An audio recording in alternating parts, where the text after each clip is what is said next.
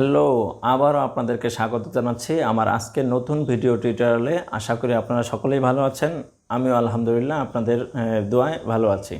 তো চলুন শুরু করি আমাদের আজকের টপিক। আমাদের আজকের টপিকে থাকবে একাদশ ও দ্বাদশ শ্রেণীর আইসিটি বইয়ের তৃতীয় অধ্যায় সংখ্যা পদ্ধতি রূপান্তর অংশ থেকে ডেসিমেল থেকে কিভাবে বাইনারিতে রূপান্তর করা যায়। আমাদের টপিকে আমরা আজকে শিখব যে ডেসিমেল সংখ্যাকে কিভাবে বাইনারিতে রূপান্তর করা যায়। তো চলুন শুরু করা যাক। আমি এখানে একটি কোশ্চেন লিখে রাখছি, সেটা হচ্ছে 30.125। এটা হচ্ছে টোটালটা হচ্ছে দশমিক সংখ্যার অর্থাৎ ডেসিমেল সংখ্যা পদ্ধতির, এবং আমাদের কোশ্চেনটা কি করা হয়েছে, বাইনারিতে রূপান্তর করতে বলা হয়েছে যে ডেসিমেলকে বাইনারিতে রূপান্তর করো। কোশ্চেনটা এভাবে আসবে যে ডেসিমেলের মানকে বাইনারিতে রূপান্তর করো, অর্থাৎ এই যে decimal equal to what binary. তো আমরা এটাকে সমাধান করব কিভাবে? আমরা এটাকে এইভাবে সমাধান করব যে যদি কখনো ডেসিমেলের অঙ্ককে বাইনারিতে রূপান্তর করতে বলা হয়, ডেসিমেলের অঙ্ককে বাইনারিতে রূপান্তর করতে বলা হয়, তাহলে ডেসিমেলের বেস হচ্ছে 10 এবং বাইনারির বেস হচ্ছে 2।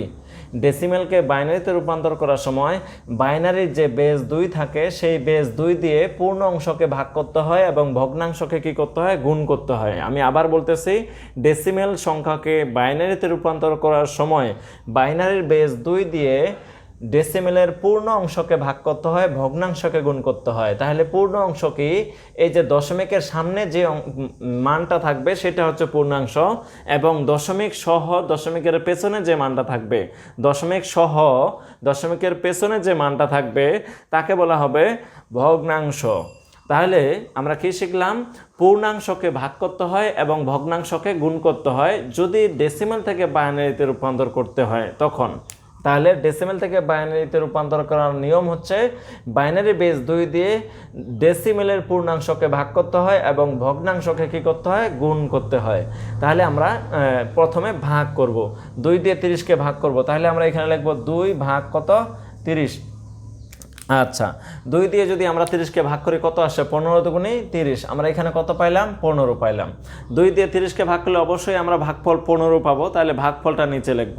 এখন 2 দিয়ে 30কে ভাগ করে যেমন 15 পাইলাম, এবার এই ভাগফল 15 আর আমাদের ভাজক হচ্ছে কত, 2, আর ভাজ্য কত, 30। তাহলে আমাদের এই যে ভাগফল 15 আর ভাজক এই দুটাকে গুণ করব। 15 আর 2 গুণ করলে কত, 15 দুগুণে 30। যখন আমাদের ভাগফল এবং ভাজক দুইটার গুণফল ভাজ্যের সমান হয়ে যাবে তখন বুঝতে হবে কি, ভাগশেষ 0। আমি আবার বলতেছি, যখন আমাদের ভাগফল এবং ভাজক এই দুটার গুণফল বনে যাবে, ভাজ্যের সমান হবে, তখন বুঝতে হবে ভাগশেষ 0। ওকে, রাইট। আমরা আবার ভাগ করবো এইভাবে 2 দিয়ে। 2 দিয়ে 15কে ভাগ করলে কত পাবো, 7 দুগুণে 14, অর্থাৎ কয়বার যায়, 7 বার যায়। যদি আমরা 8 বার ভাগ করি তাহলে কত আসে, 8 দুগুণে 16, বেশি হয়ে যাচ্ছে। আমরা তো বেশি নিতে পারি না। আমরা জানি ভাগের নিয়মে আমরা কি শিখছি, হয় ভাজ্যের সমান হতে হবে, না হলে ভাজ্যের চাইতে কি হতে হবে, কম হতে হবে।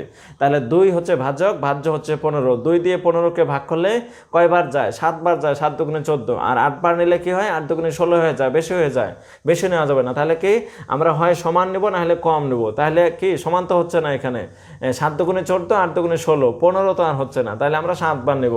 2 দিয়ে 15কে ভাগ করলে কতবার যায়, 7 বার যায়। এখন আমরা গুণ করব। তাহলে আমাদের ভাজক হচ্ছে কি 2, ভাজ্য ছিল 15, ভাগফল আমরা কিন্তু পাইলাম কত, 7। এখন আমরা ভাগফল আর এই যে ভাজক গুণ করি, 7 দুগুণে কত, 14। এবার গুণফল কিন্তু হয়েছে 14, ভাজ্য আমাদের কত, 15।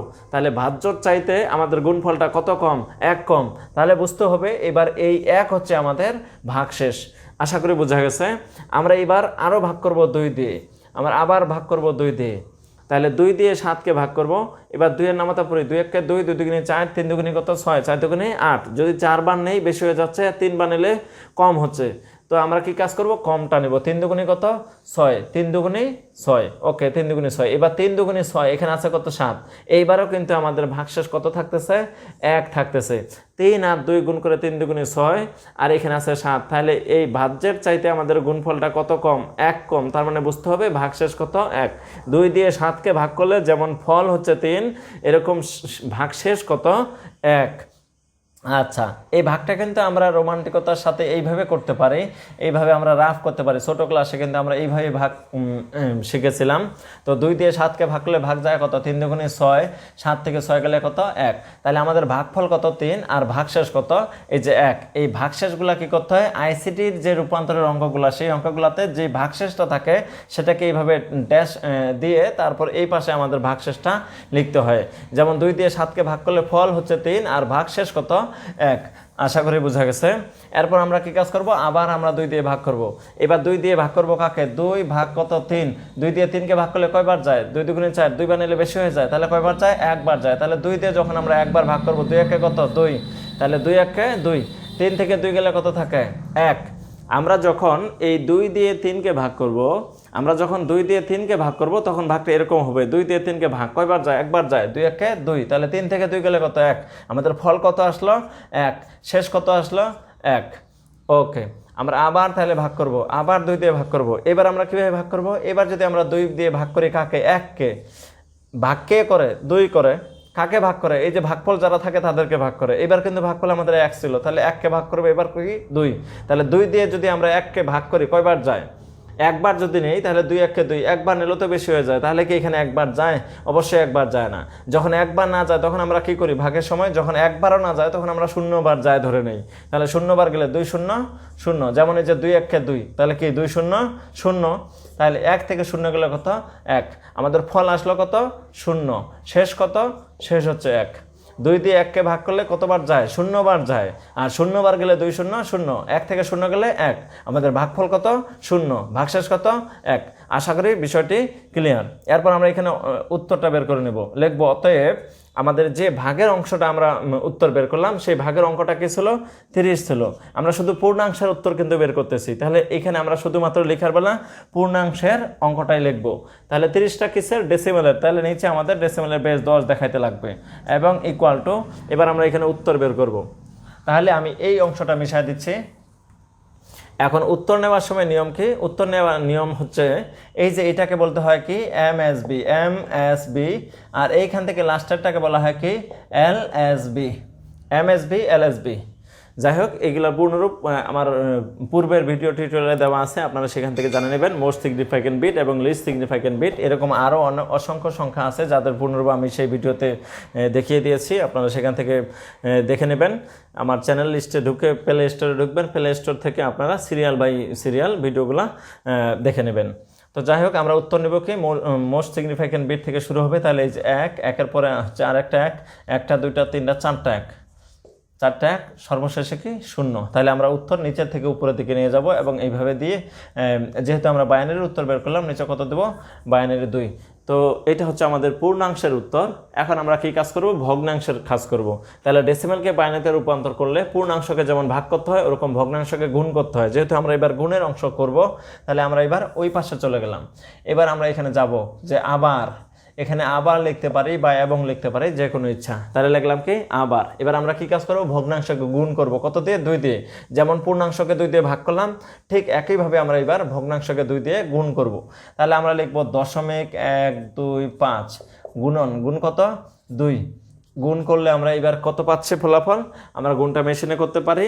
আমরা মেশিনে এখানে লিখব, অবশ্যই এখানে 0.125 প্রথমে তুলতে লাগবে। তাহলে আমরা ক্যালকুলেটারে কি লিখলাম? 0.125 গুণন 2 ইকুয়াল টু, এখানে আমরা ফলাফল পাইলাম 0.25। আমরা পাইলাম 0.25। আমরা ফলাফল পাইলাম 0.25। এখন আমি কি কাজ করছি? এইখানে আমি পূর্বে ভিডিওতে বলে দিয়েছিলাম যে আমাদের যে পূর্ণাংশটা বের হবে সেটা হচ্ছে আমাদের উত্তর, এবং ভগ্নাংশটাকে আমরা পুনরায় আসে আবার এখানে আমরা গুণ করব। 0.25 আমরা নিয়ে আসলাম, গুণন 2। কি কাজ করলাম? এই যে দশমিকের সামনে যে থাকবে, 0 থাকতে পারে, 1 থাকতে পারে, 2 থাকতে পারে, যেই সংখ্যাই থাকুক না কেন, সে হচ্ছে আমাদের উত্তর। তাকে কিন্তু এখানে আর নিয়ে আসবো না, তারা একদম উত্তরে চলে যাবে। শুধু দশমিক থেকে শুরু করে ভগ্নাংশকে আমরা এখানে নিয়ে আসবো, নিয়ে আবার আমরা গুণ করব। এবার কিন্তু আমরা এবার কি কাজ করব? গুণ করব, গুণন 2, গুণন 2। এবার আমাদের গুণফল আসছে কত? 0.5। 0.25 গুণন 2, গুণফল আসছে কত? 0.5। পূর্বের মতো আমরা দশমিকের সামনে 0, এটা হচ্ছে আমাদের পূর্ণাংশ অর্থাৎ উত্তর। আমরা ভগ্নাংশকে আবার নিয়ে আসবো। 0.5 গুণন কত? 2। 0.5 গুণন 2 যদি করি, তাহলে গুণন 2 ইকুয়াল টু এবার কত আসছে আমাদের 1 আসে। আচ্ছা 0.5 গুণন 2 দিয়ে ফলাফল আসলো কত 1। এবার 1-এর মাঝখানে 1-এর মধ্যে এখানে কি কোনো দশমিক আছে? যেহেতু দশমিক নাই তার মানে কি ভগ্নাংশ নাই, যেহেতু ভগ্নাংশ নাই এটাকে আমরা কি বলবো পূর্ণাংশ। অর্থাৎ এই যে আমরা 1 লিখলাম, 2 লিখলাম, 3 লিখলাম, এগুলাকে বলা হয় এক একটা পূর্ণাংশ, অর্থাৎ পুরাপুরি এরা হচ্ছে একটা অংশ। তাহলে ভগ্নাংশ জিনিসটা কি? ভগ্নাংশ হচ্ছে যেমন 2.3, তাহলে এই যে 0.3 হচ্ছে ভগ্নাংশ, দশমিকের সামনে 2, 2-এর নাম হচ্ছে কি পূর্ণাংশ। তাহলে আমরা যেখানে দেখবো যে দশমিক যুক্ত আছে সেটাকে সেইখানে আমরা ধরবো যে ভগ্নাংশ। যেহেতু এখানে গুণফল আমাদের 1 চলে আসছে পুরাপুরি, এই জন্য আমরা ধরে নেব যে এটা একটা কি পূর্ণাংশ। যখন গুণফল পূর্ণাংশ বের হয়ে যায় পুরাপুরি তখন বুঝতে হবে যে অঙ্কটা শেষ, আর নাই। আর যতক্ষণ এরকম ভগ্নাংশ থাকবে ততক্ষণ আমরা কাজ করে যাব। যদি ভগ্নাংশ বের হয়, যতক্ষণ ভগ্নাংশ বের হবে ততক্ষণ আমরা কাজ করব। এবং আমি এইটাও বলে দিছি যে এইভাবে ভগ্নাংশ যতক্ষণ বের হবে ততক্ষণ কাজ করব। কিন্তু যদি এরকম বারবার ভগ্নাংশ বের হয় তাহলে আমরা 3 থেকে 4টা এরকম ভগ্নাংশের মান বের করার পর সেই অঙ্কটাকে আমরা কি করে দেবো, ক্লোজ করে দেবো। আমরা চাইলে আরও অসংখ্য বের করতে পারবো, কিন্তু অতগুলো বের করব না, সময় থাকবে না পরীক্ষায় আমাদের। আমরা 3 থেকে 4টা মান বের করব যদি বারবার ভগ্নাংশ বের হয় তাহলে। আর যদি পূর্ণাংশ বের হয় তাহলে তো শেষ। যেমন এই যে আমাদের বের হয়ে গেছে পূর্ণাংশ 1 বের হয়েছে, তো আমাদের অঙ্ক ক্লোজ হয়ে গেছে, শেষ। আমরা এবার লিখবো অতএব।